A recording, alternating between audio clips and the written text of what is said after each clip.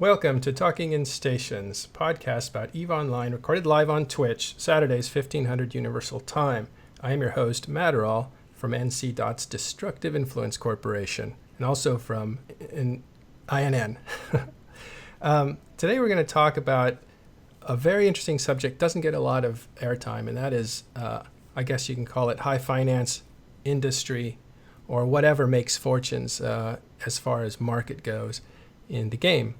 And this is a very complicated world, so we'll try to keep it as broad-based as possible so that people who are curious about Eve's breadth and richness can understand a lot of the concepts that we're going to be talking about. We have a great we've assembled some great experts on this, so I've been looking forward to this show for a very long time.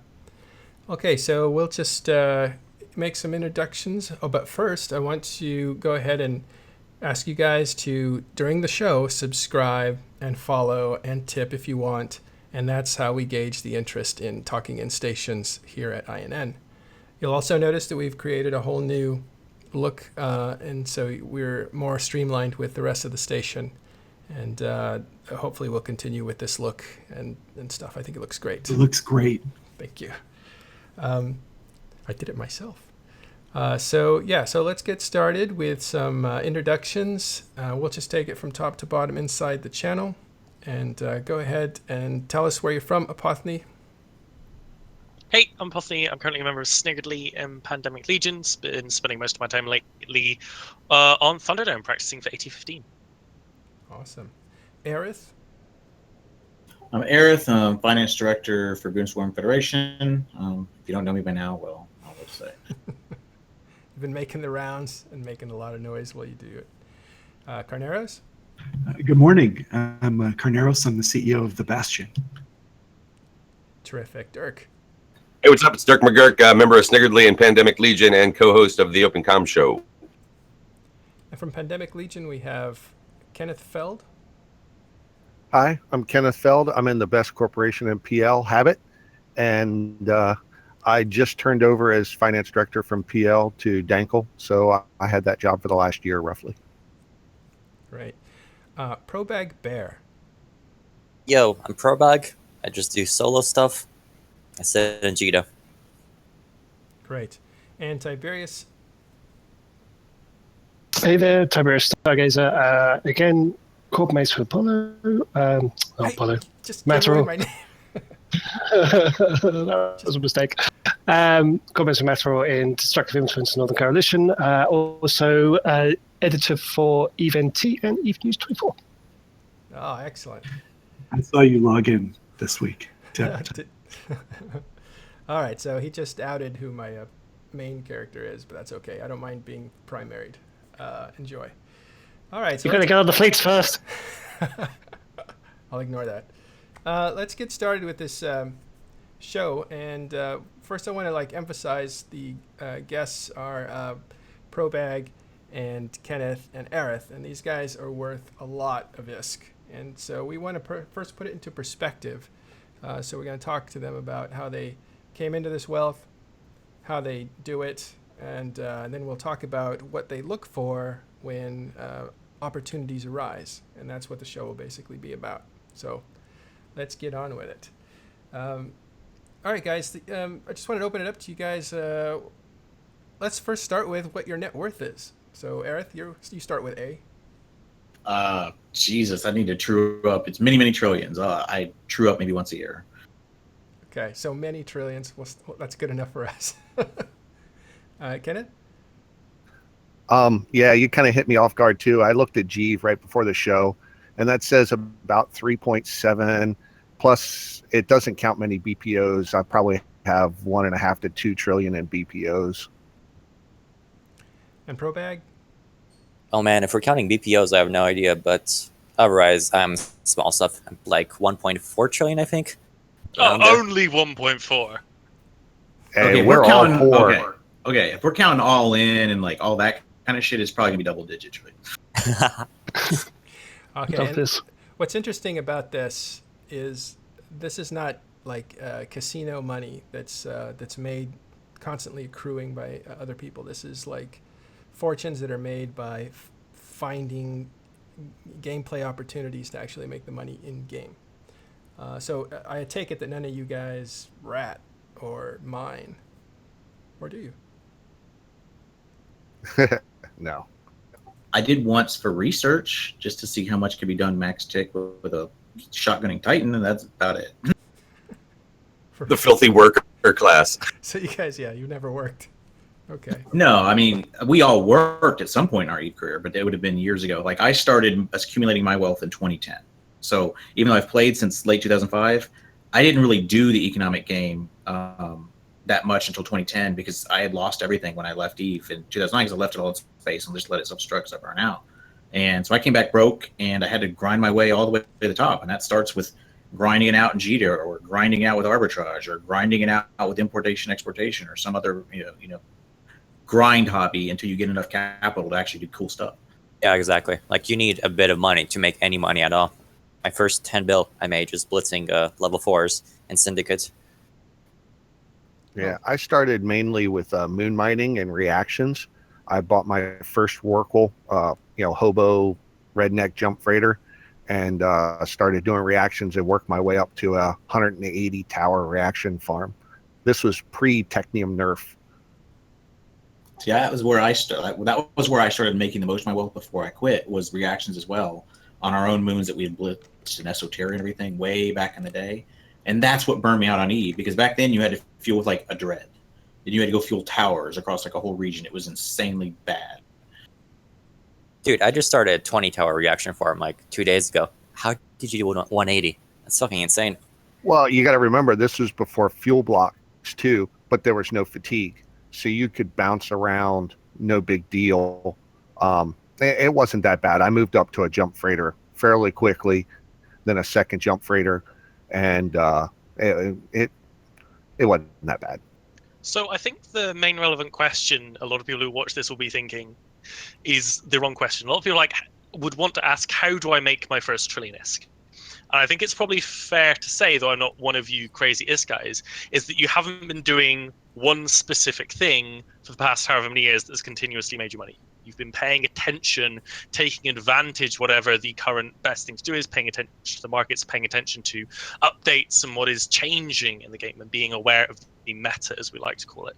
So if you are someone who is not involved in that but is interested in making that first step into the economic game, as Arith, you said you did in 2010, where would you tell them to look? What should they be looking at? Where should they be starting to pay attention to start accumulating that knowledge to be able to take advantage of things in the way that you guys now do professionally? Well, the easiest answer is get a Karma Fleet alt and go read my thread about this. It's like how to build your ivory tower, and it's like starting from 0 going to your first trillion, to going to the whole manip spec game.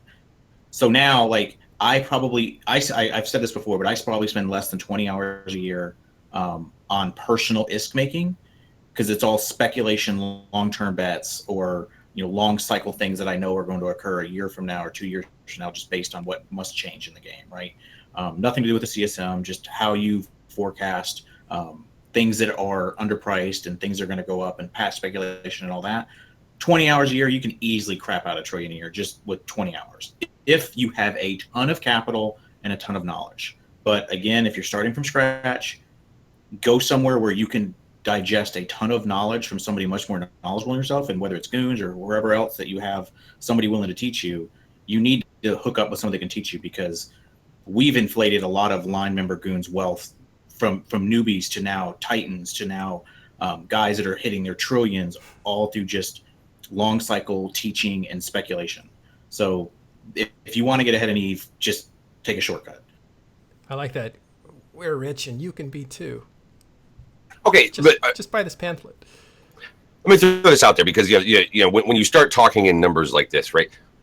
What are you doing with it? I mean, is this just a thing of how big can I grow this number, or does that money then flow off to do something else? It absolutely is for other things. Yeah, to give you an idea, the day Citadel expansion hit, I spent almost 800 billion in BPOs. Like, it's strategic for us. Like, so he's doing BPOs really for his lines to get, he was going to make some money, to be clear. But we'll do it. We'll manipulate the price of technetium. We had OTEC. We use our capital to manipulate markets to keep our fuel costs down. I did that for a year and a half. We will manipulate markets to make sure that all these upgrades and stations and forts we're about to buy are cheaper. Just all kind of things. It's strategic capital at that point. So I'm a solo guy, unlike these guys. So I have just my own personal goals. And honestly, I've been building up wealth for the last, year? Try to take over a T3 market and Jita. Be like the only person with sell orders up there. And I actually got to that point like a week and a half ago. And then patch speculation. And now I'm just going to stockpile everything.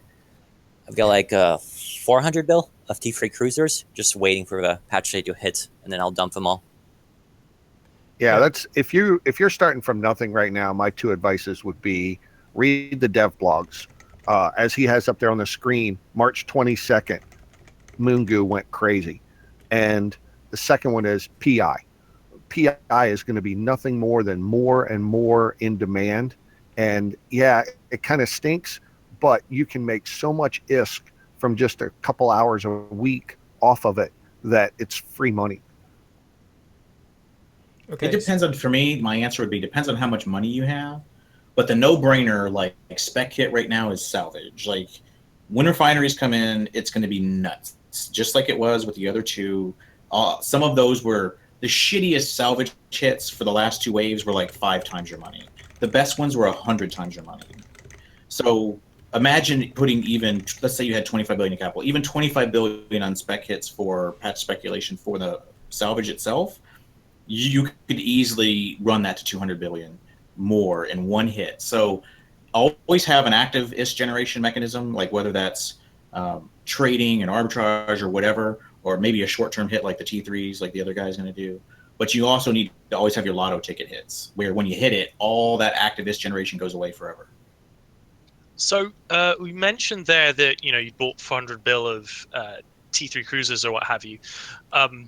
When these patches come out and when you see, Fozzie talking on Twitter and you see the chat logs from the focus groups, the PvP focus players are looking at what are the stats, what does this imply about the fleet meta, what does this imply about solo meta, what does it imply about different parts of space, hunter killers. All of this is the usability and where they're going to be able to use these shits. That's obviously going to be part of your equation. Meta, what does it apply about different parts of space. What other things are you looking at? I'm assuming how the demand is going to affect minerals, which will affect other things, which will affect other things. What are your guys' kind of go-to things like, oh, they've released a dev log, I now need to look at this set of things? We don't work that way. We have plans ahead of time, so we're 2 years before that. What is broken in the game? What is CCP likely to target of that list? What are their most likely solutions for that targeting? And then invest accordingly. And you spread those trillions around like peanut butter across those options. So whatever path CCP takes, you profit tremendously because you bought in when prices were absolutely atrocious, right? Long before most people thought of speccing. Yeah, I started on Citadels and ECs back in April of 2014 when the very first dev blog came out. That's when I started making these plans. They're just now coming to fruition.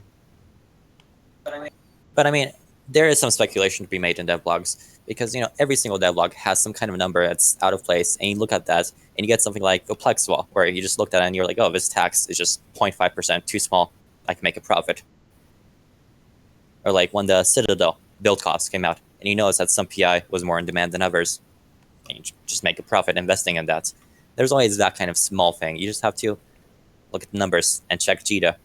But we should note that ProBag was behind the Plex wall. You invented that concept and wrote it. Was that ultimately successful, by the way? Don't explain it because it's way complicated, but did that And work look at out? historical volume. Yeah, I get you. And how I handled it, I made a 180 bill off it in the end. But honestly, that's fucking peanuts to what I could have made. I could have easily made a whole trail off it. Yeah, okay, that's what Since I thought. All right, so 180 bill. let's do a quick. Go ahead, Dirk. Sorry. Yeah. Okay. So again, getting back to kind of these big numbers, right? And we're talking about individual characters here. Do any of you have any concern at all over, let's say, either the total money supply of Eve, or income levels? I mean, these are some things that have gotten some attention lately. given the age of Eve and kind of, let's say, either the income disparities between old players and new players and just the total money supply in Eve, are any of these things, do you think, a concern for the game?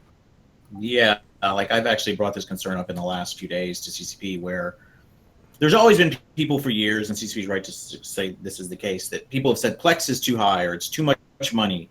We've never concerned ourselves with the exact price of Plex. What we've always concerned ourselves with is how many baseline hours of this generation is it to pay for that Plex. And healthy is somewhere around 40 hours a month of this generation baseline, like HiSec mining or something, to pay for a Plex. That's held true. It's stayed between 20 and 45 for years, right? Like that's like a rule of Eve for a decade, or not a decade, but how long since Plex have been in? But now you're starting to see a rapid acceleration in the price of Plex, and it's starting to trend much, much higher on baseline IS generations, like 60-hour threshold, where that's not necessarily healthy. There's going to be some degree of people that just unsub them because Plex is getting too high. And the supply is still finite, and yes, you kind of have this runaway effect where there's no downside now to speculating it because there's no taxes when you offshore it. It's eminently transportable and teleportable now, and the regular inflation takes care of it rising anyway. So now you just have this endless manip happening as waves of capital crash into Plex, and it's just going to keep becoming a death spiral if enough capital starts flooding in, and that's not good. See, I don't personally really agree with work hours per month kind of idea, partly because, I'm in a no pores allowed mentality. But whatever, fuck that. My concern right now is that Plex has been raised on the trend before. It's literally an input into an industry drop, pretty much. Generating SP takes Plex as an input and gives you SP as an output. And that's something that's new. It's never happened before. And you can see the effects. Plex has been rising constantly. It's going to keep rising because there's just that kind of pressure on it. And for some reason, SP farming is still profitable. Even right now, let me see. It is, yeah. It is Let me just look here. per month, per character. Okay, that's what you're doing, or that's what somebody else is doing? And I'm getting 370 million per month per character, SP farming. And I think part of that function is that, I, for example, have an account which has on it my Cloaky Hunter dude. He has trained all of the skills I need to train to do Cloaky Hunter stuff. He finished that stuff a year ago. But in order to use him, I need to sub him, which means that I have an account that's training that I don't need to train. So I can just make a character and skill point farm that character just because I have an account subbed, and it's an inherent part of having a subbed account. And that, I think, is still true for a lot of people, even if the ghost training exploit isn't there. It's still massively profitable to just be skill point farming on accounts where you don't need more skill points on characters you're flying with. Yeah, but Epiphany, that's what I see as kind of a healthy SP farm, where it's just casuals doing it. But that thing should drive prices down. It should drive SP farm profitability down to 0.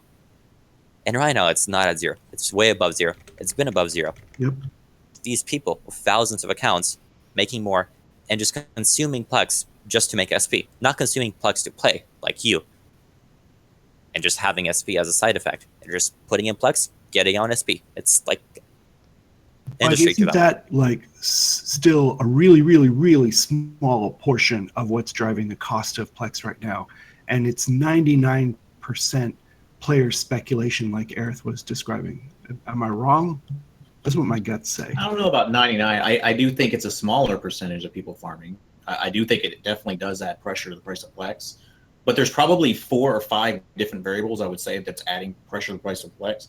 And the fact that CCB doesn't seem to have the appetite to intervene anymore, the fact that it has no real input cost anymore, the fact that people are injecting accounts kind of ad hoc now with Omegas, which is a higher baseline than you may have had in the past, that people are Plex farming, but a lot of it is just pure capital, like smashing into Plex because there's no downside right now.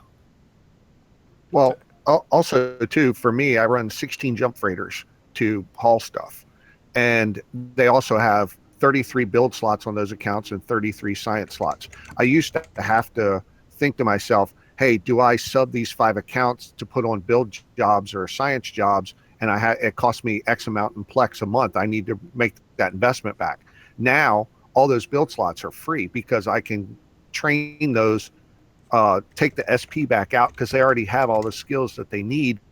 and all those accounts are now free. So now 33 build spots and 33 science slots per account are free every month. So if I don't make quite as much with those accounts, that's fine because it's still all profit. Let's get Tiberius in I'd here. be interested to know what you guys think on the ease of use for Plex now, like in the fact that it can be so much easily used for purchasing services and skins and other bits and pieces, and whether that will be one of the many contributing factors. Because I think all the factors everybody's mentioned already are factors as well, speculation and farming. But I also think maybe is this easy use not also a big key thing to its price rises as well? I mean, Sure. it's definitely a factor. You saw prices rise right after the split happened. That points out it's definitely a factor. But I think that both SP farming and Arif's speculation are way bigger factors than this. Because, we always had ease of use kind of in Aurum. It's not that big of a change. Is ramping up. And the Aurum conversion injected quite a bit of Plex into the game, and that still didn't affect anything. Yeah, it didn't even blip it. Do you remember when they were afraid of releasing all of that Aurum at once because they thought that it was going to be disruptive to the market? It should have been. Like, it really should. It was a lot, but a lot of people I still don't think cashed it in, or they cashed it on their own character and just took an Omega or a portion. Oh, and the fact that it accelerated and the prices that we're at now, all that coming in and it didn't even dent this rise. Oh boy. Yeah. So do you guys know why Plex is a hit like 3.2 on Tuesday or early Monday, whatever? You can tell there's a shitload of this flooding in if you look at the chart and the history. Did you guys see the 50% off the multiple character training certificate deal Yeah, someone that was linked going it. on during the Rogue Drone event? Yeah, like people spent literally trillions on that. Like I put 500 bill into MCTs. Yeah, I saw a lot of people upwards of speculating. 1 trill. Let me And just- that's just few of us. Like lots of us put money into that deal and drove prices way up this Monday. let's Because sorry, go ahead. Tell me because no, it's just a guaranteed 15% profit right. as soon as the deal ends. Let's talk Now about all that. of us have it. I'm sorry to interrupt you. I just want to make sure that the audience is on board too. And that deal is multiple character training. That was a discount of 15%. Now, why would that sell so well? SP farming, pretty much. Well, You buy an MCT at 15% off over, and you've got a 15% off competitive advantage. And all of a sudden, you make 200 mil more on every character you're SP farming with than everyone else in the market. Yeah, basically you drain 2 pilots on one account, and one account you're paying for it with 15% less Plex, so you make 15% more profit. And Which it's is- just which is pretty funny at the time when we're going through kind of all of this talk about zombie farms and ghost training and everything else, right? They put in a sale on the two things that do nothing but pump the entire SP farming market, right? Both multi-character training certificates and extractors. They also, Marquee also had a sale this week on that premium something or other thing where it was, instead of $50, it was $25. You got 30 days free, 650 Plex, and an MCT. So for the price of a Plex and a half, or 750 Plex, you got 650, 30 days game time, and an MCT. That's nothing more than a cash cow as well. So to clarify it for the financially uninitiated like myself, all of this sounds like we're creating skill points better than before. It doesn't actually cause more ISK to exist in the game, because ISK comes from pretty much shooting rats and, I guess, insurance, right? But it's primarily shooting rats. To what Missions. extent is it... and missions, I do apologize. To what extent is this inflation can be blamed at nobody's doing anything apart from ratting like madmen, especially in, I don't know, Aerith's corner of the universe? Are you talking about like individual ish generation? I mean, individual ish generation has been well above the need for, the price of a Plex now and null for a long, long time. So I don't think PvE is all that unusual. Now the amount that we're doing obviously is, but overall output of null, yeah, is it up? Yes, but is it driving a lot of this? Some, of course. Inflation obviously drives the price of Plex. But so right you said now, there was a ton more ISK coming into the market. Where is that ISK coming from? that's then? capital. That's just people's capital. Like right now, like if I rotate out of some of this early salvage hits, I could rotate, trillions into Plex. I tend to stay out of Plex as a kind of courtesy to CCP. I don't like this fact that the Plex market is so manipulatable, and I think it's bad for the game. But someday I'm going to get over it because the dinner bell just keeps getting rang, and I'm going to flood that ISK in there too. But I don't think that's healthy. So you're saying it's older players who have giant wallets going, oh, I can make a mad ton of money here, and that's where all the ISK is coming from? It's not even older players. It's just anyone that can just recognize that Plex is zooming and it's an easy hit. Just buy a few, hold them, and either you're going to pay for your sub cheaper or you're going to make some money when you sell them on the market. But either way, it's kind of a no-brainer hit right now. There's a bias there that you're showing, Apothony. It used to be that it was old players the only rich players were old players who knew what they were doing a long time ago and kept at it. Nowadays, some of the really rich people aren't even old players. It's crazy. Yeah, look at the graph he just put up. That velocity on multiple training certificates almost corresponds with the sale that they had, that premium account sale starting a few days ago. And I mean, to put it simply, I bought 200 MCTs or whatever at 1.2 bill on last weekend on Saturday, and now they're worth 1.4 bill. You don't even have to really use it; you can just sell it to someone else. Simple as that. Well, that drove Plex prices up because you need Plex to make MCT. So the prices being increased is, we're saying, a ton of players with a ton of money, old and new, massively investing into them. Now, if that is the case, there is a fixed amount of capital that they have. It is not an infinitely deep wallet, as rich as the players with big money are. Again, I'm speaking as the financially uninitiated here. I may be completely stupid and you're laughing me, but is there a point at which people can't really invest anymore and there's an end to this constant reinvestment? What happens in that case? You're assuming they're holding it for any length of time. They can be flipping it 2 months later, and it's this constant churn. Like, think of a meat grinder going up perpetually because they can just flip them. All they got to do is flip relist and higher and higher and higher, and more capital coming in and flooding and reinforcing this principle. So no, it's effectively infinite. Then who's buying it from them? Because we're talking about a system of a finite pot, right? SP farmers, an industrial input. People are always going to need it. People who don't want to spend their actual money will buy it in game. Yeah, and the person that buys it off the speculator is the next speculator.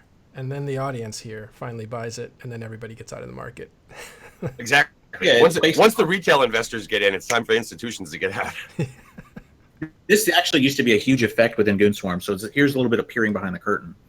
Used to, the way it would work was Archibald would invest first, then maybe our directorate, maybe not. Then we would pass it to another subgroup called the Gooball, and then we would pass it to the GSKIS channel. And the GSKIS channel people used to complain a lot because they'd be like the fifth or sixth wave of investors. And when it popped, it would only be a little bit of money profit for them, and they'd have to hold it for months for no reason, right? But the initial investors made a ton of money.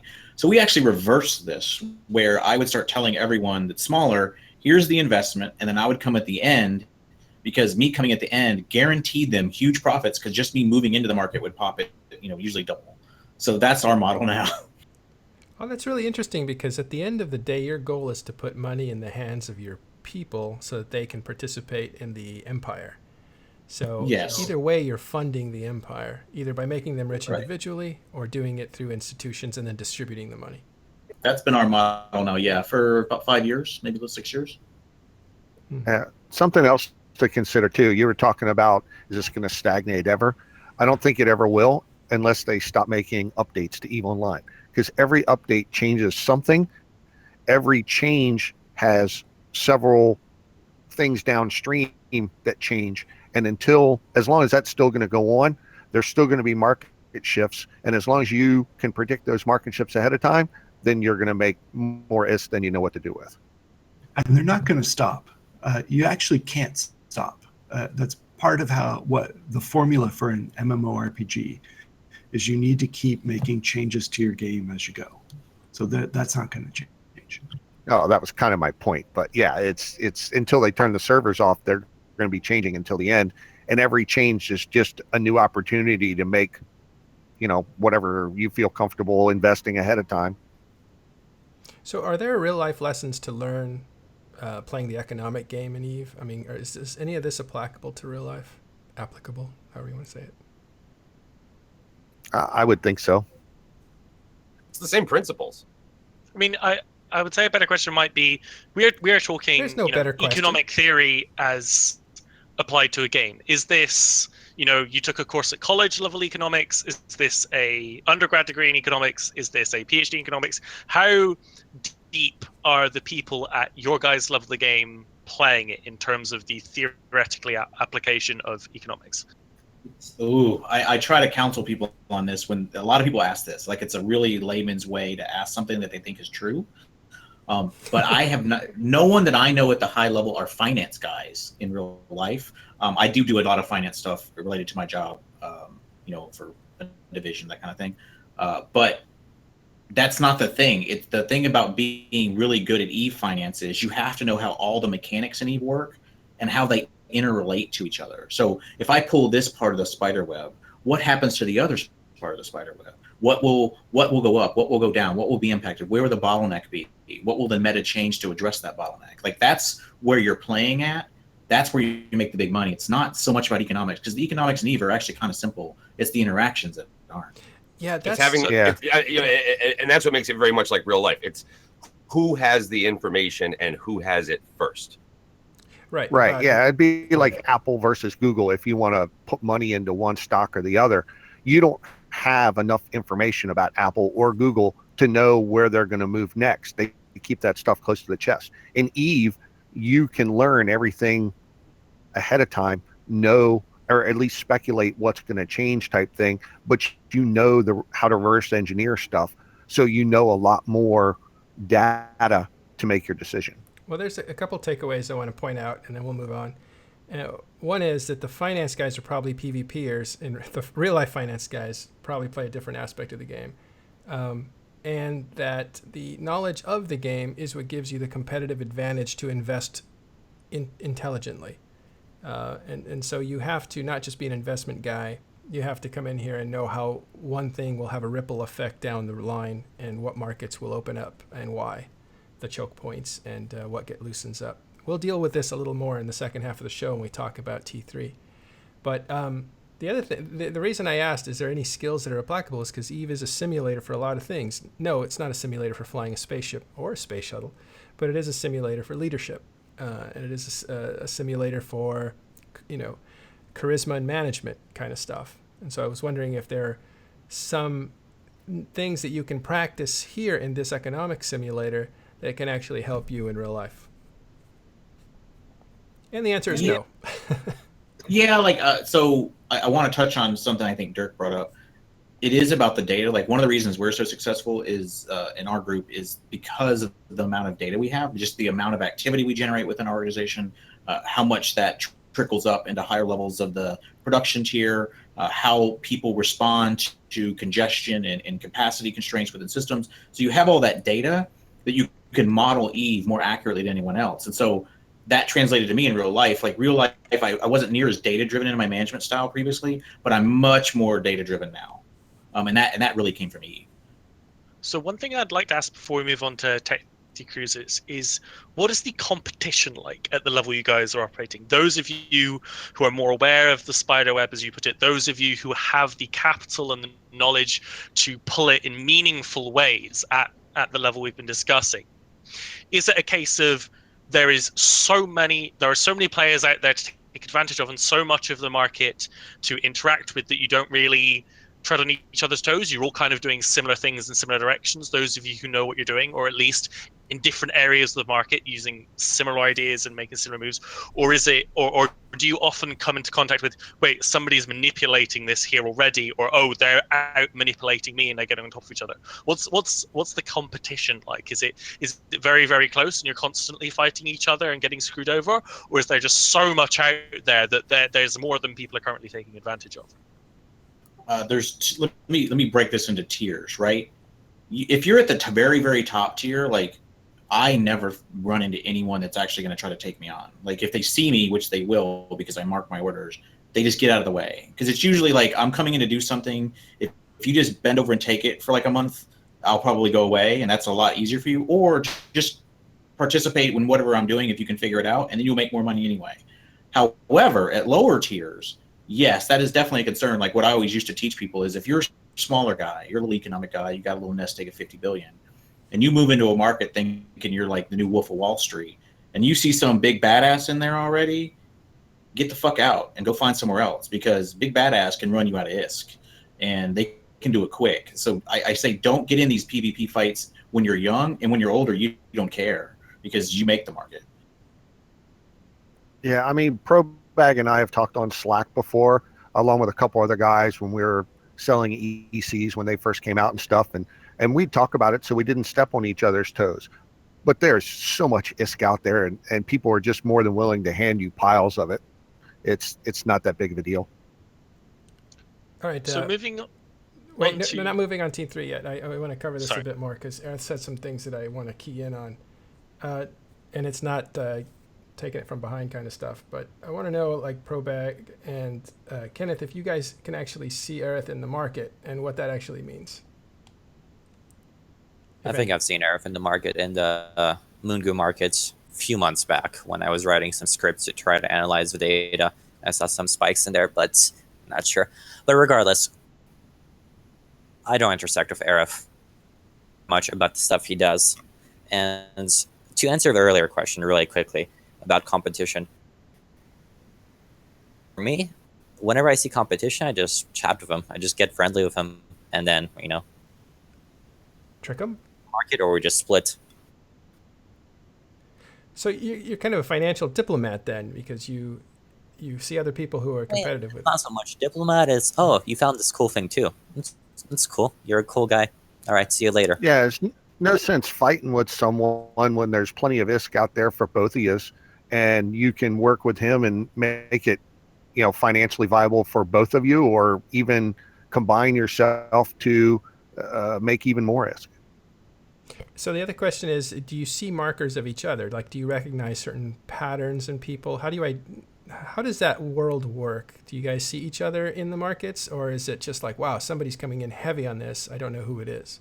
Well, yeah, because Aerith mentioned how he marks some things out there. So maybe he wants, is that what you're asking? Like, how do you identify somebody by a way that they maybe mark themselves? Yeah, is there a way? Yeah. So, I mean, there's a couple different ways, right? There's people that mark their orders. These tend to be the whales, or people that fancy themselves as whales. So when I move into a market, my orders are very clean. Like, I have a decimal kind of format that if you see it, it's always me. Or it's, and if it's a smaller variation of the same format, like, less numbers of the same, then it's probably a smaller goon. So it's how we kind of mark our orders. It's kind of like a signal to other goons, like, come this way or this price and that kind of thing. But at smaller tiers, like, some people won't mark their orders, but you kind of recognize their behavior or their markets. So you'll probe their order, like, with a 10 unit volume, so you don't look like a probe when it's one. Don't probe with 1 unit, you idiots. Probe with some number that matches a blueprint, so you just look like you're a producer. And you'll identify that trader, and you can usually watch them throughout the markets and see how they work. So you leave little markers in your order, and that's a signal to other people that that's you. Yeah, not only is it me, but it's also what direction you should take. It's a signaling mechanism. Like, is this a good price? Is this where you should buy? Is this where you should sell? If I'm laddering them and I'm establishing the rungs, like, where should you fall in the rungs? Blah blah blah. Yeah, see, and I'm a little bit different in that I do kind of the same thing that Aerith does, but when I buy something to stockpile, most of the time I'm going to build with it instead of put it back out on the market. So I'm looking at it as cheap materials to build the next thing in 6 to 8 months, Whereas he's going to wait 6 to 8 months, and some poor schmuck who's going to go to Jita that wants to build his own Rare 2 or whatever, bought a BPC, now has to buy the materials for it, and ends up buying Aerith's stuff because he'll resell it.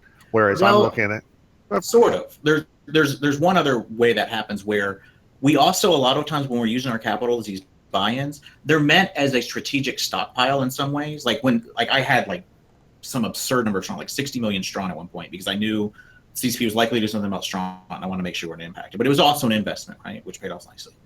But so we'll have like salvage or things like that where we'll sell it to the alliance at Jita split or like Jita buy at the time that it's being sold, because it's already an inflated price, but at least it gets the alliance something cheaper, right? So you can have a plan B, which is something I tell everyone, always have a plan B, or some way to shunt that ISK off that you've invested into building, like Ken says, or into an alliance purchase because they're building something. Like, always have a plan B.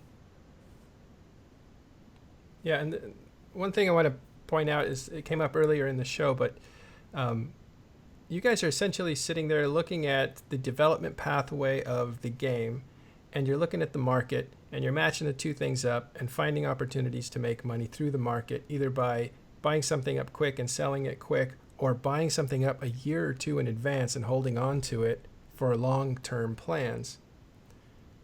What have historically, and I think you've said this, but let's just go over it so it's clear. Historically, what are those areas that always see a nice slow climb? What are the safe bets? Fucking Plex. Okay, Plex, yes, we have that chart up. Plex was $2.5 billion a couple years ago, and now it's $1.5 billion. So they're not completely always safe, but for the most part, they are. Yeah, but that was a straight up spec manip though for like a month or something or two. Like that was, yeah, you can't count like 1 or 2 month little blips. It's what can I buy now? I'm going off to Afghanistan for a year or something. I used to get a lot of these queries from military people, and at the time, then it was guidance systems, because guidance system was like, it was 24K when you asked me the question, and now it's 110K. By the way, I think Quant is still holding a ton of guidance systems he couldn't unload because he said there was a 10-year supply out there, and that must have been you. I was by far the largest holder, like by more than double the next guy. It's almost predominantly like 70% of it left now is me and one other guy. So yeah, to answer your question, Matterall, that's one place you can look. Things that the production process changes, like PI, where they used to be supplied by NPCs. I actually have a story. I got into PI like 9 months ago, and there was this one item, Planetary vehicles, that was still way under production costs. And I just bought like 500K of them, and they've doubled in price since then. But yeah, things like these. When the production process changes like that, you can just invest. You've got long investment on your hands. So minerals go up and down. Well, any of these things are speculative, right? The one that is generally not speculative over a long term, I mean, you can look at the ups and downs that happen, but the historical upward trend of Plex it's always going to be there, because it is the one thing. I think it's the one thing that really has no nerf associated with it. Like there's no expectation at all that CCP is going to do anything other than create more demand drivers for it, not nerf it in some way. Well, so they're gonna start creating Plex as a reward in game, so you can now start to farm Plex directly. That would kind of nerf the price, wouldn't it? It's still generally a small amount in the grand scheme of Plex, right? And it is so diluted, in terms of how many people get individually, and then really what it is that they do with it, right? I mean, it's not like it's just going to slam the market one day with a whole bunch of Plex that comes in. Yeah. Look at the Orem conversion, and that didn't affect crap. Exactly. If they ever see signs of the Plex price dropping significantly in game because there's too much supply, they will take that into account the next time they do one of these special things like the Rogue Drone event, and you'll see that they won't drop any Plex, or they'll drop fewer, because that's a lever that they can turn to manage their economy, and they are particularly watching and concerned not to screw up the Plex economy any more than they can afford to. Yeah. All right, one last question about this stuff. Maybe not the last one, but can you guys use your money for destruction on the market? And does that happen often? Do you know what I I mean mean, by that? I think the short answer is yeah, but why would we? Wait, what was the There- question? Would you use your money? Is there a way to use your money for the destruction of certain sectors for whatever reason? Of course. If, You mean if like there's a paying a game, group to kill one of the largest coalitions in the game? No, more like No, he means just crashing I mean, a market. in the market, That yeah. kind of thing. Crash the if market. there's money to be made, sure. But most of the time, the demand and stuff, people will fill it back up. It's not. They can do things to make a price go up or down. We talked about that in a past show where one of the guys on my team got a bunch of Plex and sat down and did market manipulation to make the price go down. And he wasn't pro bag or Kenneth. He's not trying to make any money. He's trying to do the opposite. He's trying to do something that he considers healthy for the game economy, and so he's trying to bring it down. That's not the same thing as it's similar to what you're asking about being destructive, Yeah. but it depends what your objective is and your goals. Well, I know because you can use money to hire mercenaries to war people. You can pay other people to do your damage in the game in the way of combat. And I guess what I'm asking is, are there opportunities to attack enemies in the markets? Or is it so diverse that it's really just a place, an experiment to make money in? I mean, there's definitely sure. opportunities, but then your enemies just get out of that market. They just go to a different market. Yeah, well, I want to really tell. I mean, I got to write this up someday, but I want to tell the story better of when Tess tried to do the no tech cabal around Neo. Like, so yeah, there's definitely opportunities where you can absolutely crush another null sec block's income and starvation of your block, and all with just smart investments and smart market manipulation. Like, it's a fantastic story, and someday I hope it all comes out. But if you're not doing that, I don't really know what you're doing with all the capital and playing at that Eve, like kind of the end meta, because if I wouldn't be making this if there wasn't applications for it, right? Like, eventually I just like, okay. And I mean, I barely do it now, but the only reason to continue doing it is that meta. Yeah. So I see what you're saying. So some people, and Eve is full of this, including myself, people who want to count their coins, right? They either want to count their kill boards, count their skill points, count their ISK in their wallet, and they want to see that grow. And there's a real attraction to that sort of thing. You're one of the people that I know that uses the money for an end, and that is to put enemies under boot kind of thing. But I was wondering, like, if that was widespread, or is that just kind of isolated with you? Probably isolated with me, because not because others don't have the ability to do it, but because maybe their tribe is not as supportive of things like that, or maybe they don't want to do it on behalf of the tribe because they just don't identify with the tribe as much, or there's a lot of different reasons it could be. I think for me, I'm very, very tribal. So I've been playing with goons for multiple games, and so it's kind of one of those things that, to me, it's just kind of in support of your gameplay.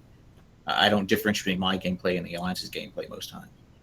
And I mean, it's not just about a matter of ability. It's also about motivation. Aerith clearly has motivation to do this kind of stuff. But most people who, have trillions in the market and play with this kind of stuff, this market. Yeah. Don't have that interest. I understand. But the opportunity. They don't have the higher purpose. I think that's the best way to put it, is if they don't have some higher purpose to altruistically use their ISK instead of making ISK more ISK with ISK, then they're not going to do that.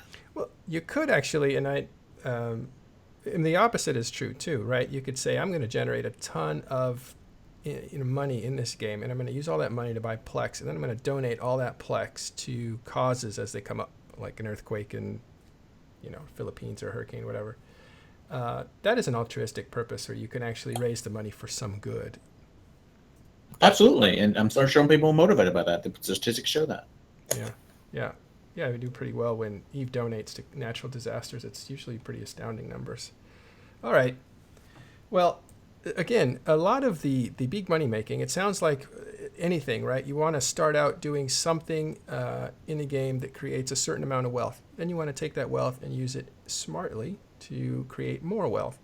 And Aerith gave some information earlier that you should join a group, have them help you develop quick ways to make money so that you can support yourself and create a nest egg that you can then invest. And then the investments come with looking at the game, where it's going, and how to manipulate it. It's a phone call. So let's talk about what's coming up next, and that is T3. What's going on there?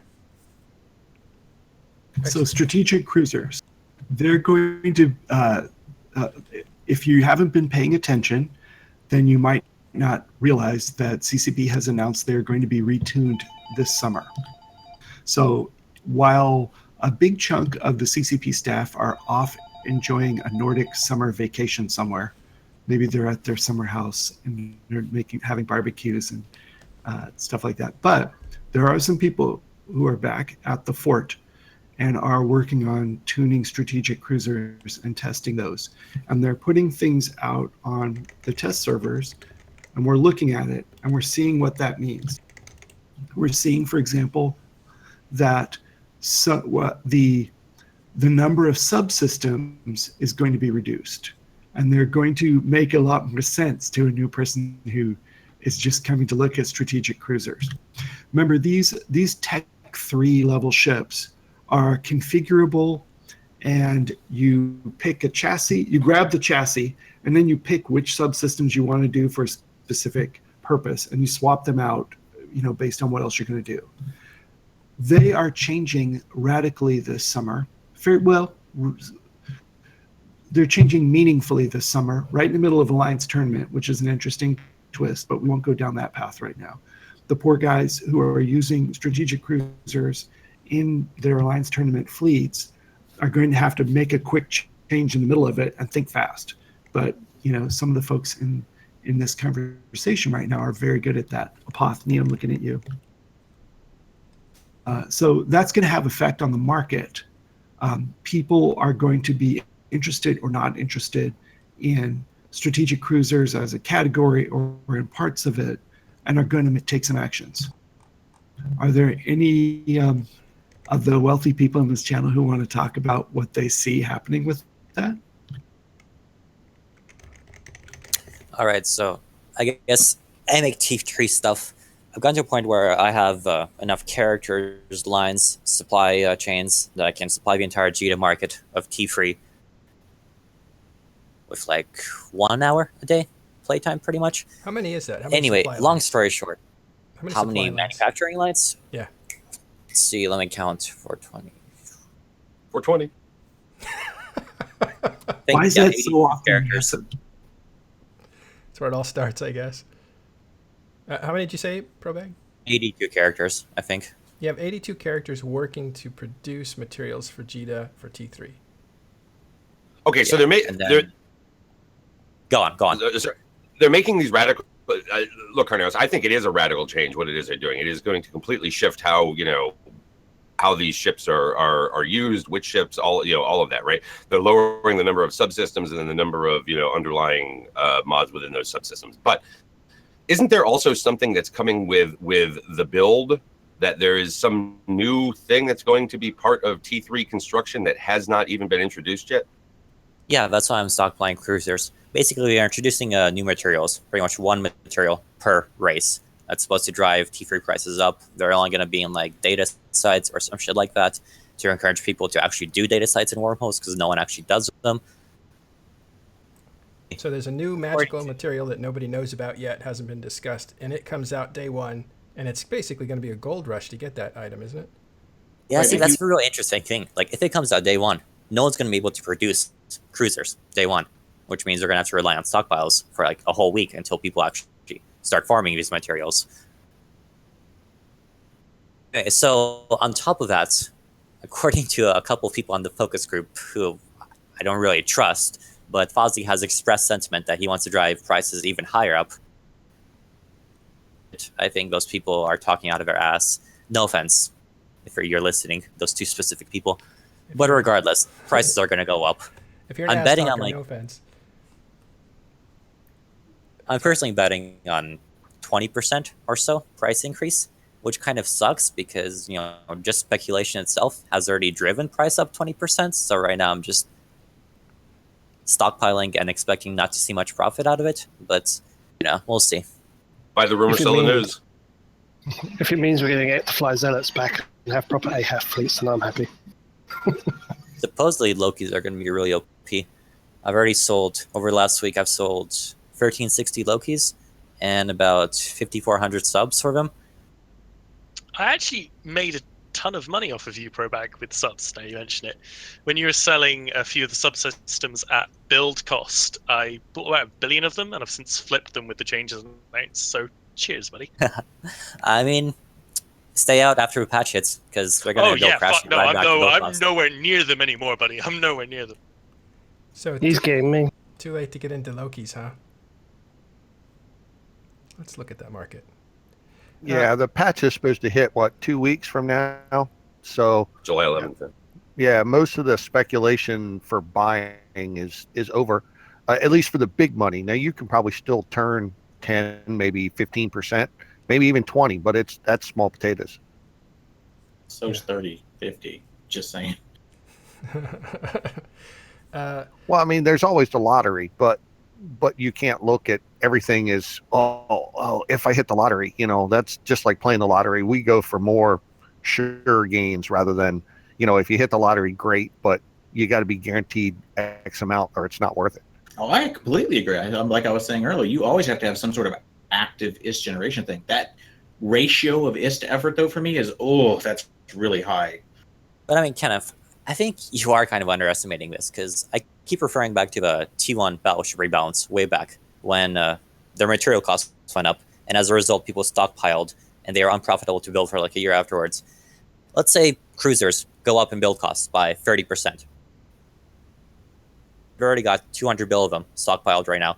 Let's say I stockpile another 500 bill. That's 700 bill.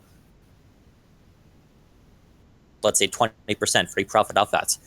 And I mean, I don't know. I think you're really underestimating that kind of investment. Because build cost is going up, and once that happens, you're never going to be able to make them as cheap as before. No, I'm not underestimating it. I just said I'm not interested in it because I'm already looking forward to refineries.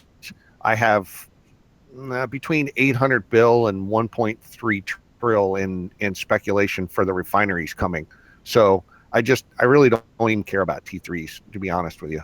Yeah, I want to talk about refineries after this in just a minute. We want to get into that one too. Go ahead, Arth. Well, this is it's funny. This exact little discussion we're having here, I actually had a couple weeks ago with one of our members in GSCS who made, I'm not going to categorize this snake, but made this investment decision. And here's how it kind of works out. If you can get out of that T3 investment quickly with a good profit and still roll it into salvage or another spec hit for refineries, great. That's the best case for you right now. But the better case would have been to have spread that ISK at earlier lower prices in salvage, because that stuff's already went up 200-300% in some items in just the last 30 days. So I understand like the grinding it out that way where you always have a guaranteed profit. That is a great way to build that initial trillion or whatever it is. But I would have spread some of that ISK in much lower prices than spec it. And I think that's where Ken's coming from, is we're both all really deep for refineries right now. Like I've got trillions going on refineries. So that's where the biggest generation will be. Yeah, I started my buy orders for refineries probably 8-9 months ago, right after Citadel's hit and the price spiked and then started going down. That's when I started buying for ECs. And then the same thing, when EC spiked and then came down, that's when I started buying for refineries. 2 years ago, man, when I started. Oh, all right, God. I just want to call out Tayroot in Twitch chat really quick, who's saying that we're just in a temporary price slump for TPCs, and that tank was bottomed out at 109 mil. That was me, dude. They bottomed out because I bottomed them out to production cost. Price went down. It's just because I started dumping them. Okay, so is that kind of part of the? There's got to be some reward for you. It's not just counting coins, but there must be some like psychology to being able to do that. Saying that market effect, that was me. Yeah, that's why I play Eve nowadays.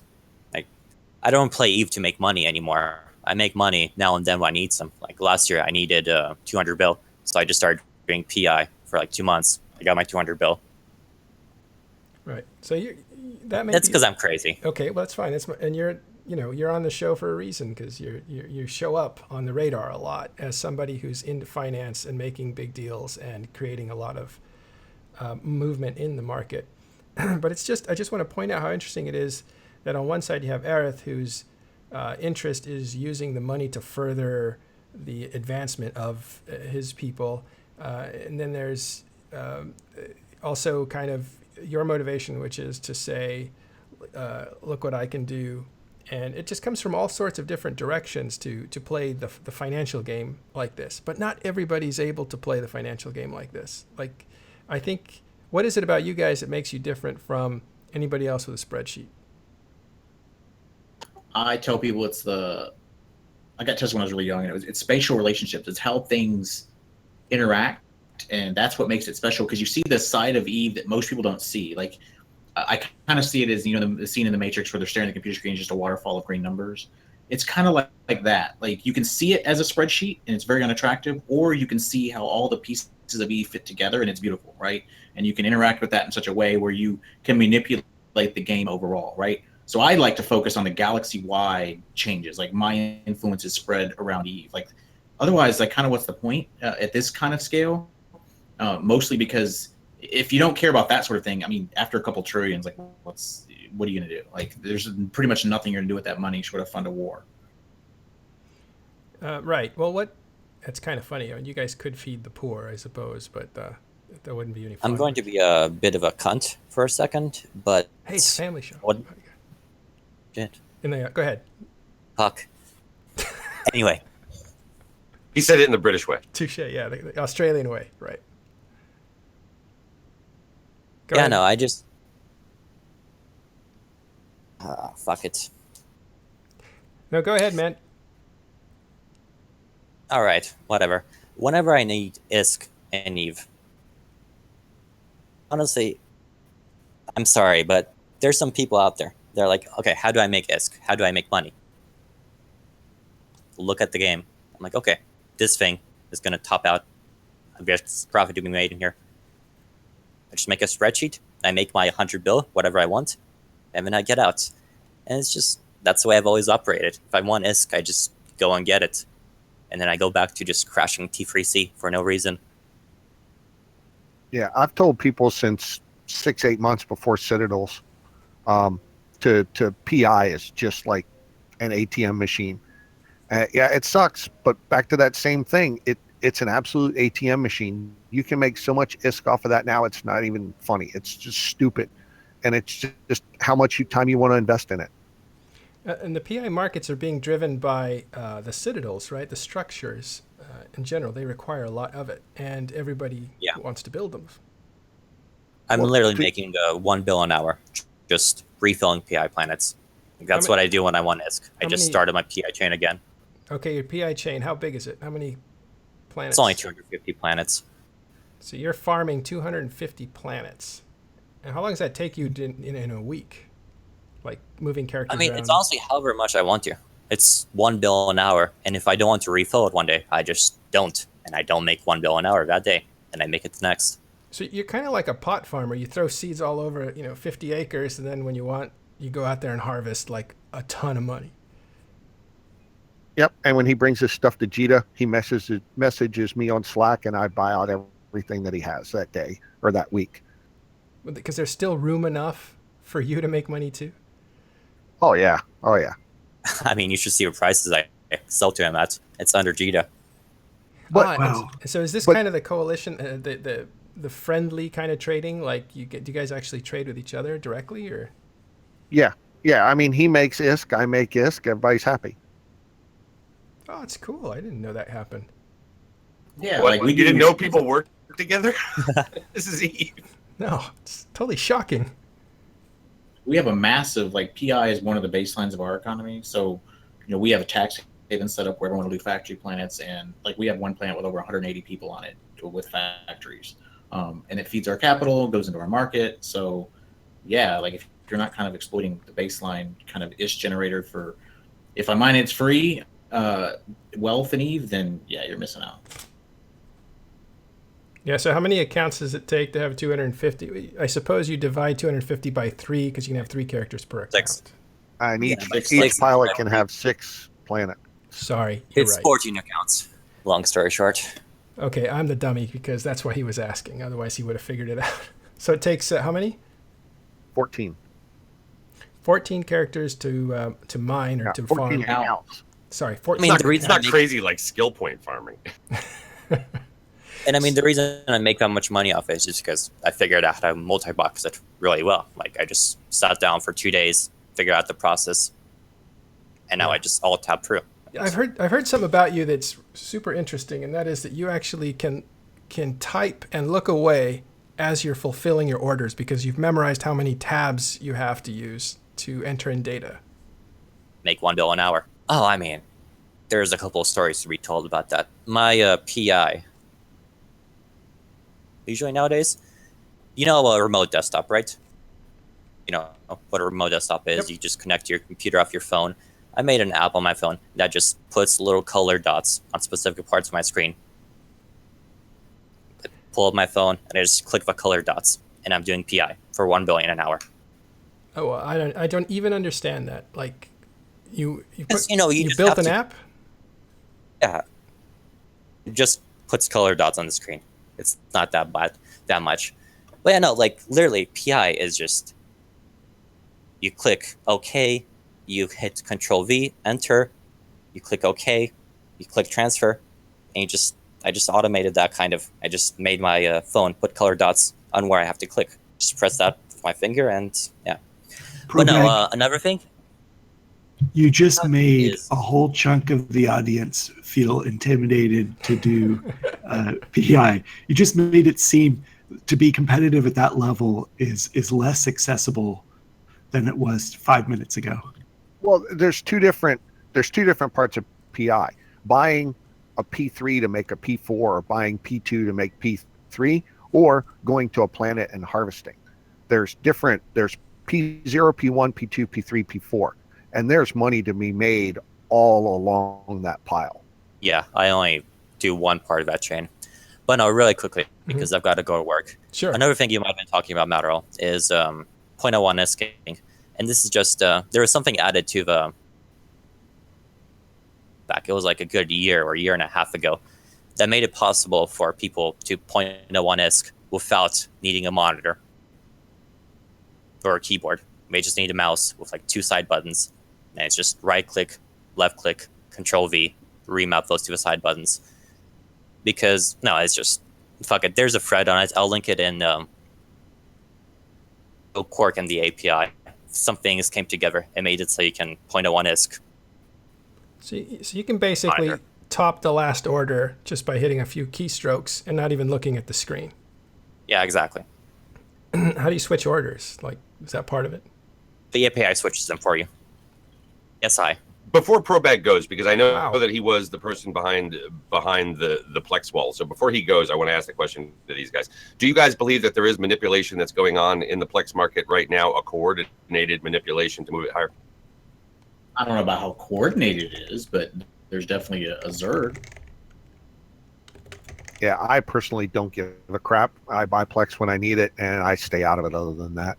I'm the same way. I only use it to either seed our capital or Plex my accounts. I do not manipulate or speculate in Plex. I hope the day never comes where I do, because it's probably the day I feel it's really dead. So I stay out of it, but you can see what's happening to it. But people are. Something's happening, and it's basically players jumping into that market, buying like crazy and selling like crazy. Well, there's a lot of usage too, to be clear. It is the summer doldrums. Like, there's traditionally low supply in the summer. So I'm not super concerned, but I definitely have brought up CCP. Like, are you guys running the stats? Like, here's the 3 stats I would look at to determine the overall game health and the Plex relationship. And if those stats say we're healthy, then ignore me. But if those 3 stats all start blinking something bad, like, I'll give you an example, like the Plex to sub ratio. Like, how many people pay with money? How many people pay with Plex? Is it ratio changing quickly one way or the other? But if they all are good, whatever. Well, it looks like Plex is starting to cool off. Looking at this graph that we have up now, the last few days demand seems to be, well, actually only today. Maybe it's not going down. Yeah, a lot of people that first of the month, they Plex the end of the month. I know I try and keep all mine right on the 30th or 31st, just because it's easier than having them do all throughout the month. So my buying is towards the end of the month, and then I would expect a fall off come the first part of the month. It's interesting that you two guys don't really deal in Plex except as necessary. Probag, are you in there? Are you in the Plex market? Not usually. Like I said, I invested in MCTs this time around, and yeah, it is round at the sound of Jesus Christ. At the risk of sounding like a broken record, Plex cooling off right now. I told you so. It's MCTs. Patch went live Tuesday. Demand went down. But anyway, no. Otherwise, I don't usually mess around with Plex. I just Plex my accounts. Buy when the price is low, just enough for what I need. So I want to make that point. Anyway, later. Thank you, man. Thanks for showing up. I want to make that point extra clear. Last question. Oh, right. Make that point extra clear that the 1% aren't jumping in the Plex market to manipulate it. That they're out in PI, which sounds like a big deep place, and Moongoo probably, because that's a chain that's coming up. What's that? It feels dirty to play for Plex market because it's just such an integral part of a game. Oh, I see what you're saying. So you may hurt other players significantly. CCP's bottom line. Yeah. You heard Eve. That would be my. And it hurts Eve. Yeah, that's honestly why I don't want to mess around with it ever. Not to put words in your mouth either, but Plex Wall was more of a proof of concept, not necessarily a manipulation for the sake of manipulating.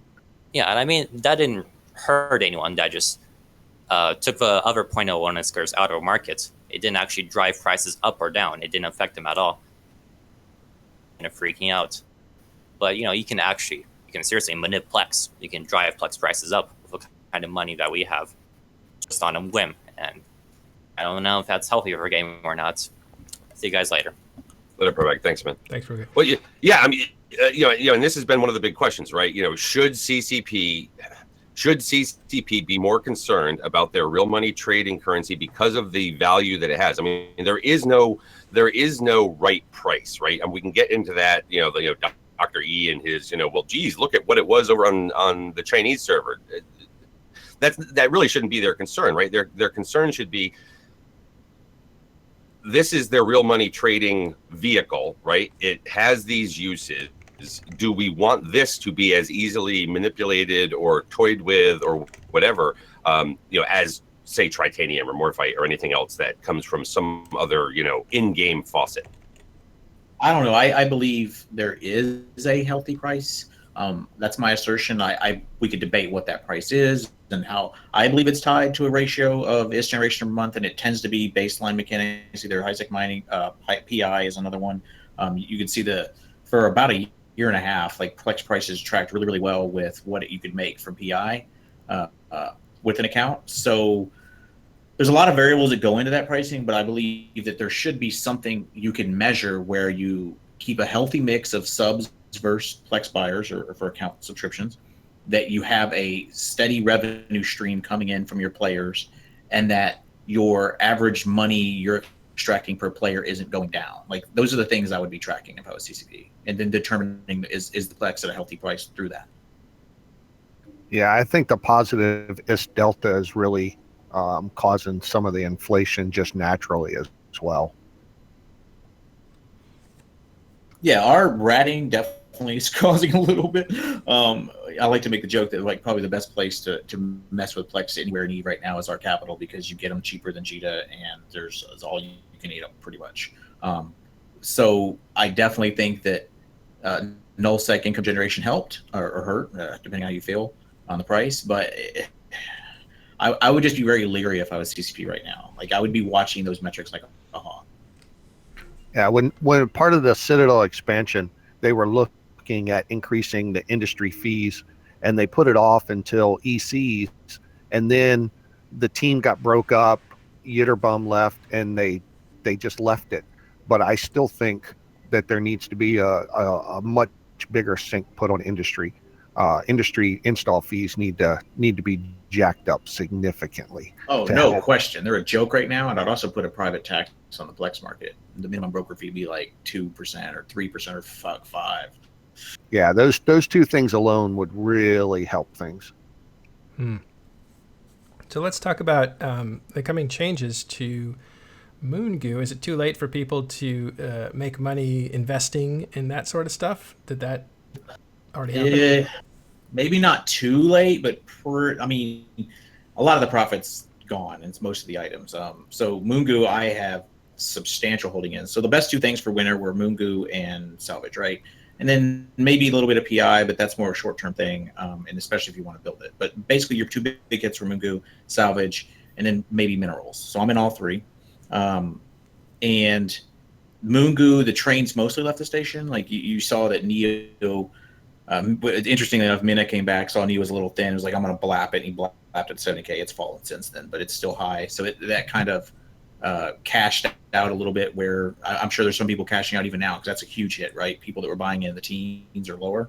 Same thing with Thulium. Thulium's still got some room left. But now I think probably the wonder bets are going to be low ends. Yeah, the low ends are screaming right now.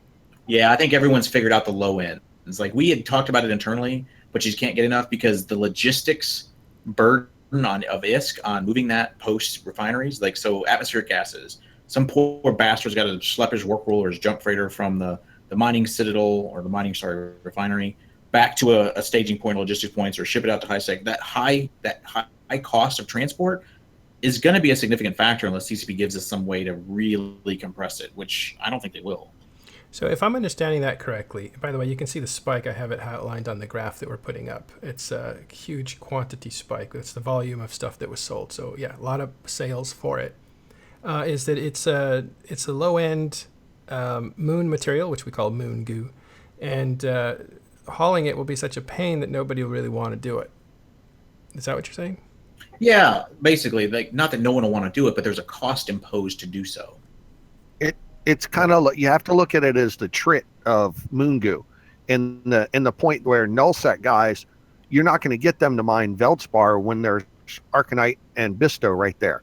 Because why would I want to mine a rock that makes a third of the ISK? But you need Tritanium to build a Titan. You just can't build without it. And it's the same way with atmospheric gases. You mine them because you have to, because that's the only way to make Fullerides to build Tech 2 stuff. But you don't want to mine it unless you have to, because it's not worth shit. Also, this significant portion of that low-end crap, like the drags of Moongoo, it comes from low-sec. Now, do you really believe you're going to see a bunch of low-sec farming fleets? Where it's very dangerous because it's not a pacified area by players. I think you will. I think it can revitalize low-sec, but not enough to offset that supply shortage. And CCP has said in the past 6 months that the current moons will only produce the minerals that are on there now currently. And they've also said that the moons will produce what's on there currently and some lower stuff. So we still don't know, and I don't think they've made the decision yet. If you have a Promethean moon, will it only have Promethium, or will it have Promethium, some R16, some R8s, and some gases coming off of that chunk from a refinery, so you can hoover it all up and get a mix of Moongoo, or whether it will only be the R32 or the R64. So it's possible that with the changes, because we haven't seen what the say the meteor, not the meteor, but the asteroid composition is yet, that you could have like what the majority of the moon is about, say Dispo, and then you would have other stuff in it too, so that you don't have to go to a special moon to do that. So you could, it's kind of like asteroids are now with minerals. You'd have the lead mineral of that asteroid, and then you get a few, 2 or 3 extra minerals in there too of lower amounts. Correct. As far as I know, that decision has not even been made within CCP, whether or not it's going to be multi, or if it is multi, what the breakdown is going to be. Well, Aerith, our CSM rep here, Aerith knows, but he can't say. Not necessarily. We don't know a lot of the details around refiners that even the CSM doesn't know. So, like, a lot of the things I'm talking about now is not NDA in any way, because I haven't been told anything. Right. Yeah, that's what I mean. I mean, I really don't think CCP is even decided enough to tell the CSM what they're kind of feeling yet. Even I don't think they're to that point. And don't we also have the issue with regard to timing that when, whatever the day is that these structures are launched, right? Were they going to allow the building of the refineries before that? Are people going to be able to stockpile refineries so that when the big moon rush happens? Or is it just going to be, okay, there you go, boys, from here on, now you start building, go out there, replace all those moons, everything shuts down now? Yeah, as far as I know, the patch day, moon harvesters will go from online to anchored. Same thing for the reactors will go from online to anchored, and the refinery BPOs will be seeded, and it's off to the races. That's my understanding as well. And the part of their objective for doing it offset like that, no prep in advance, is because they do want to clean out some of the existing stockpiles that they can see on people's accounts, and they want to thin that down. I have extensive stockpiles. I'm sure Ken does too. Say that louder. So we have extensive stockpiles. Like Mina might be the largest building holder in the game. I don't know. He's got a lot. Oh, minute from the cabal. So that is a change that's going to come in, and it is going to change the game. And these are the kinds of things that, like, this is what you live for, right? Seeing this big mechanical change come in on how moon materials are mined and how that's going to affect where the bottlenecks are going to be, where the profits can be made, and how to insulate yourself from financial damage. I suppose that's a big part of it too. Financial damage? Not really. That's the plan B. But it's extremely rare that you're going to make an investment at our level that doesn't pay off to some degree. Like, it's pretty much unheard of not to at least break even. Actually, I can't even remember last time that even happened. Like, just the virtue of your swagger and now your size, you're going to make a ton of money. Yeah, I'm expecting complete about a 2 trillion ISK investment, and I'll make 2 to 3 trillion in profit within 2 months of the patch. I think you're shooting a little low on the profit. I'm trying to be, I'm trying to make it realistic for the show. Yeah, but in reality, it'll probably be quite a bit more. Yeah, Ken is taking a conservative approach. Kenneth, are you worried about your image as people see you up on here and what they're going to think of you? Nah, if I you don't talk give a too shit. much swagger. Yeah. Yeah, so that is, and it's, you know what cracks me up? It's salvage. Like, Aerith is deep into salvage, and it's just funny because it's kind of like a guy that owns a bunch of junkyards. You wonder if he's in the mafia kind of thing. But that's where a lot of real money is made. Well, I mean, real money is made on whatever the most significant mechanics change is going to be in the next year, right? So that's where you always are at. Like, if you're to the point where you're investing after they've publicly announced things, this profit's significantly lower. Like, I was buying R16s when all of them were like 2K. And now, like, you saw the recent run up at spec kits, people ran the register like 8K, 10K, and those dumb things. But now they're sinking back, so a little bit more buying. But even now, you're still going to pay maybe double for any significant volume that when I bought in. The dev blogs just lock in a profit, lock in a minimum profit. I generally tell people, don't go for at least a double in your risk. Like, that's not even worth your time. Let's just at least double or triple your risk, like for a speculation hit. Yeah, this, but you can't always win. There must be some losers that have happened. What did you bet on that didn't work out? The closest thing in the last few years was, and even it worked out for the Cabal. We went pretty deep into Zid and Mega, and a lot of people didn't cash out. And there's been like 3 cash out periods now, and some people just missed the first one. They got upset. Then they finally got the second one. And the people that still were dumb finally got the third one. So it ended up working out, but they ended up holding for a year and a half or something. Yeah, sometimes it's the same thing with me, but it'd be more BPO based. When ECs came out, and I bought 8 A's-Bell BPOs, that's 200 billion. But they made me a lot, but I ended up selling 4 of them later, and then when you take those 4 out of it, then the amount of IST that you made based on the 4 is much higher. So it just depends on how you look at it too. Given the level that you and many others who are obviously not represented here today, but play in this sort of game, what would your thoughts be on something like options and futures in Eve, where you could actually bet the downside better?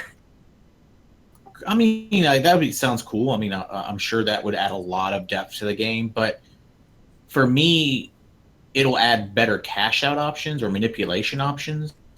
But generally, when you're doing some of these things, we make the market we're in anyway. We kind of determine what the price is going to be or where it's going to be in what time. So it's a little less applicable for someone at our scale, but I would still love to see it in the game. Because you can always make a Yeah, market win. I don't. Go ahead. Yeah, I don't know that you could manipulate it enough to get the profit that we're normally after. Maybe. Small ball. Like, there's no pro here. I'm just saying he's a different type of finance person than we are. He's an active IST generation guy. We're much more passive. Like, my general rule of thumb is I won't undock unless it's like 50 billion that's on the line, usually more. And it's kind of like if it's not, say, tens of billions for an hour work, I'm not even going to look at it. Like, it's just, you got to optimize, because at least I spend so much time running alliance things that I don't have a lot of time for personal IST generation. So I got to make it count.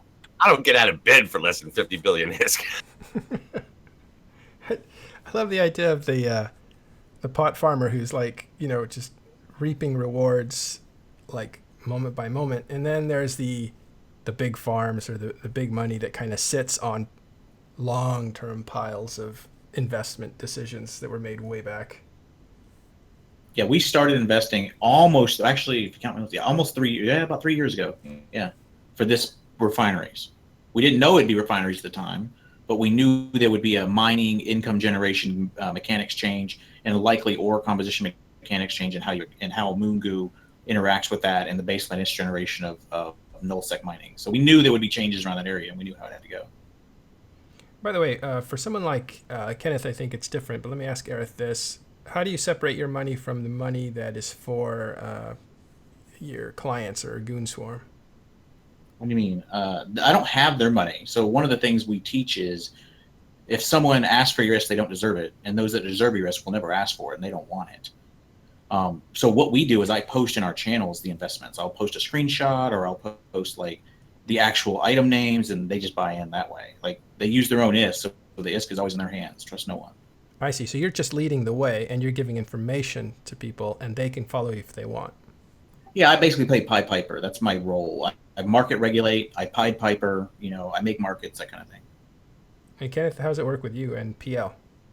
It's a little bit different for me, because I actually bought the alliance stuff. Like, if we needed dreads or a widget for the alliance, then I had one pilot where I had the API in. Anyone could look at my history, that kind of stuff, and anything on that pilot was actually alliance stuff, right? Anything I bought, any of the personal assets for that single pilot was alliance stuff, and then everything else on all the rest of the accounts, everything was personal. And I don't deal too much with the actual alliance for my personal stuff. I keep it totally separate, so there's never any conflict of interest or anything like that. And I don't have a Pied Piper show or anything like that. I just pretty much do it myself, and a few people will private conf with me, hey, what about this, and I'll tell them what I'm doing. But normally by the time they ask, it's they're screwed. So if it comes to like alliance, like buying, we use dedicated characters usually in our executor corp. So it's lockdown wallets, because it's a lot of ISK, and it's only like 3 or 4 of us. Not even, I think it's like 3 of us that have access to do that right now for what we consider our alliance stockpiling and doctrines and things like that. So you keep that segregated. That's like kind of how you always have to organize so the records stay clean. But generally, it's much more, at my level anyway, it's much more about steering the alliance strategically in such a way that we have an advantage, that we're there first, that we exploit the mechanic before other alliances do. Obviously, Delve has been a textbook case of this happening. That's kind of how we're doing. And then leveraging the line member to further exploit that, to make the alliance wealthier, to make them wealthier, to give us more power. Yeah, you kind of have to set things up with this kind of control and focus, because if you don't, the beginning of the next month, your finance guys are going to come to you and complain as they're trying to pull all the records from the previous month and give you a report of what was spent on each category, because the receipts are a mess because you bought this from this account, and they just yell at you. So yeah, you definitely want to keep it as clean as possible the next month. All right. Well, there's a little comment out here by Dirk about the 420, which is growing pot, and how I keep referring to it. And yeah, it's on my mind because I actually come from a family of farmers that own trees, like I think call it core fruit or stone fruit, and Pot trees? not pot trees, no, but a lot of farms around them are clearing out their peaches and plums and stuff like that, and actually going into pot farming because it's so lucrative. So that's why, also there's other people going into nuts apparently too. But it is interesting to, because it's such a weed, your costs aren't very high. So you just, I don't know. It's not stoner fruit either. Great comment there by Bakerman. Stone fruit, I think it's called. That means it has a core in the middle of it. All right. Enough about farming and making money on large scales with, and the reason I bring up farming is because it takes patience. It takes patience, a little bit of faith, a lot of knowledge. And so this is kind of what finance is like too, right? It's a lot of grooming of information to make good decisions. And people who are at the top now in Eve can do this instantly, it looks like, in their head, or they run models to kind of figure out if they're on the right track. But really, if you look at EVE Online, when there is a change that is announced by CCP about what's going to happen in the game, you can see the markets affected instantly. Like the moment it happens, 2 minutes later, there's a run on something. And sometimes that has been incorrect information because CCP is saying we're thinking about doing this. People run into something and start buying it up, and then CCP ultimately decides to go a different way. And I'm thinking about freighters when they said they were going to put rigs on them, and then they decided to put low slots on them. That kind of change in direction can cost you a lot of money if you decide to move too fast on something like that. But that seems to me more like gambling rather than what these guys do, which is to look at markets long term. Yeah, that's like the small ball reactionary. Like generally, once a blog hits, the volume on GD is not sufficient to equal any real amount of ISK profit for you. Like, I mean, sure, it's billions or tens of billions or whatever, for the crowds, but it's not something we're going to be interested in at that point because I'm not going to be able to invest enough for me to really care. For me to be, consider it one of my bigger investments. It just takes so long to rotate trillions that you're basically like a big fat whale rolling over in bed. You got to like squish everyone on the other side of the bed, and everyone sees the whole bed collapsing, and everyone's like starting posting, why is this market surging in market discussions? So it's not a subtle thing. It's a long cycle thing. Yeah. One of the things that's interesting here, right? Because in previous shows and in previous discussions elsewhere and stuff like that, we talked about CCP's development, right? And whether or not they have a handle on the interrelationships that go across all of EVE, right, in the development process. And when you sit here and you listen to what these guys are really saying, right, it's not about what CCP announces that the broad market reacts to, right? These people are thinking out months and years into the future of what might be, because they understand so many of the relationships that are within EVE, and it's got to be difficult for CCP when you've got people like this, right, that think at that kind of level, and whether or not they even think at that kind of level. They don't. Like, I've yet to see CCP think at this level. Like, we'll tend to give them feedback, like, hey, you might want to account for this thing or that thing, but that's a very low level thing we believe they can understand and will take into account and is dangerous enough that they should take into account, but more importantly, that they'll understand. Whereas we've referenced it before that CCP seems to focus on first order effects, maybe second in very rare occasions, but they tend to see how one step removed is going to react and how it's going to affect that market, right? Whereas we're thinking third, fourth, fifth order effects down the road where it's going to change the meta because this one area is going to kind of the point of contention, or the thing people must fight over, or the new doctrine, or the way in which we should organize your people around that asset. So yeah, like it's one of those things that like you could try, and I do try to teach them a little bit when I can, but it's not their preferred gameplay. Like even Larrikin was on here, he said that's not what he's interested in. If you're not interested in it, you're not going to listen to me, you know? The only person I've ever talked to at CCP that was thinking along those lines was Euterbium. He got it. He understood the industry part. When he left, it's I don't think any person's even contemplated it since then. Yeah, there's some hope I hear from this new dev from Ubisoft, where that dev went. His name is Nogal, I guess. Nagual. Yeah, not well. Yeah. Yeah. So hopefully we'll try to get him on the show and talk to him about these big issues and economy and empire and that kind of stuff. And I really like, we'll wrap it up here, the Aerith's point about it comes from a place of liking to understand spatial relationships and stuff, because I think that's what appeals to me too. I'm just not nearly, I'm completely outclassed by these guys. Right. Any last words while we wrap up the show? Anybody want to plug anything? Usually we have some things. I think Apothny, you probably have the Alliance tournament coming up soon, right? Yep, AT first weekend is in 3 weeks. Fuck, so much testing to do. Tech 3 cruisers typically aren't crazy good in the Alliance tournament, and as we're allegedly seeing an overall nerf to their power level, I wouldn't expect to see them again. They're just not really worth the point value. But aside from that, 80 in 3 weeks. The brackets are insane this year. The feeder rounds is just basically almost every first round game this year is insane, not just like fourth bracket onward. So watch from the beginning. 3 weekends from now, it's going to be great. Awesome. Don't miss any of the matches. Watch them all. Anybody else got anything? I get asked all the time, how do you make ISK? You know, how do you Plex account? That type thing. Mm-hmm. If you are hurting for ISK and you're not doing PI and you ask me how to make money, I'm going to laugh at you pretty much, because PI right now is a gigantic ATM machine. Take advantage of it while you can. In Delve, we have excellent PI planets and a 1% factory setup in our capital. Do you have a brochure? Yeah, I mean, you need money to make money, but the way to get your initial bankroll and PI is just, please give me ISK. Yeah. And as a passive income, you can do it while you're asleep, kind of thing. Well, what a great show. This is, I'm going to have more of these. You guys are terrific. Hopefully we'll have you back. Thanks for being very generous with your time and putting out a ton of knowledge. Probag 2, we lost him.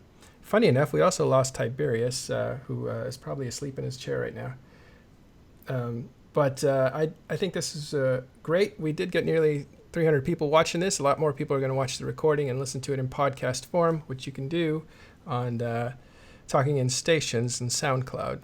So thanks very much. Thanks, Dirk, Carneros, Apothny, and thank you, Aerith, and thank you, Kenneth and Probag and Tiberius, for showing up today. That's all we have this time. We will see you next week on Talking in Stations.